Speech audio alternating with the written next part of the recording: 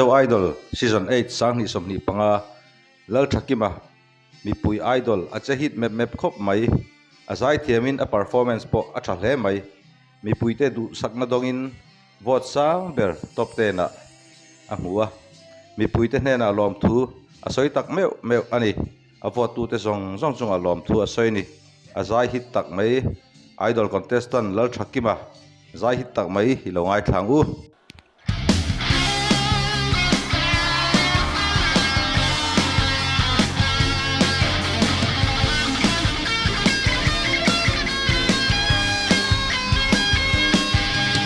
cái lối tôn tôn gì ngà nắng ấm lung min đung tua ôm lối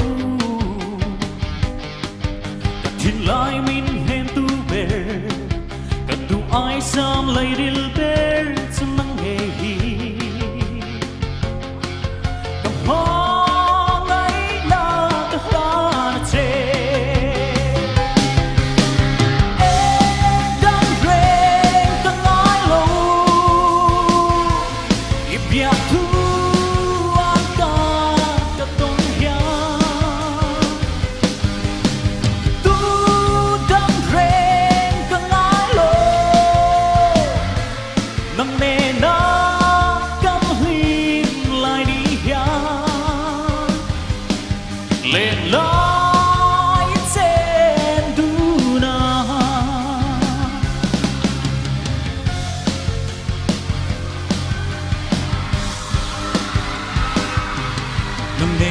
kanin kara men ma am kaleng velma sela dik na rorel na turin sel na angka zong kuanang no seli dong lai piara litena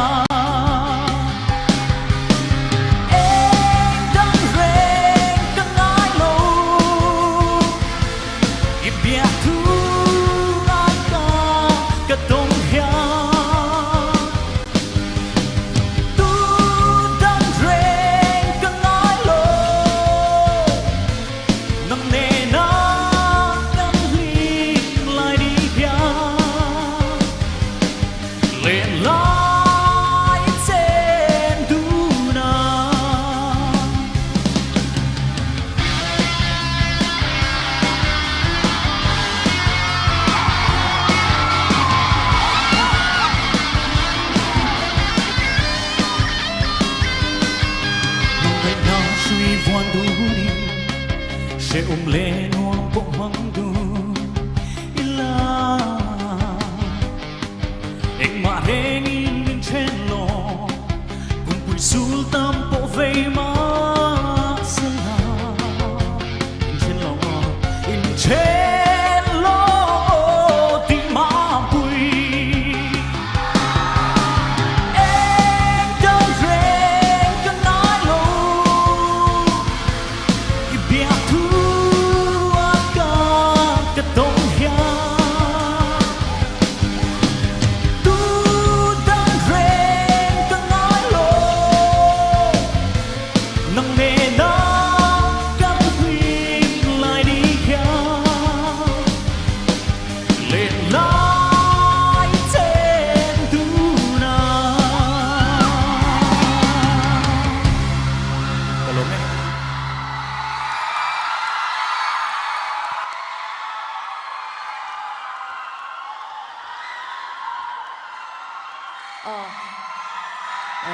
Thoma bachave tro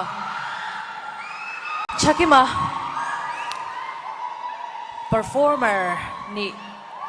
nuamiti zia itlang nail zia zaina hiron tilang lein ka siya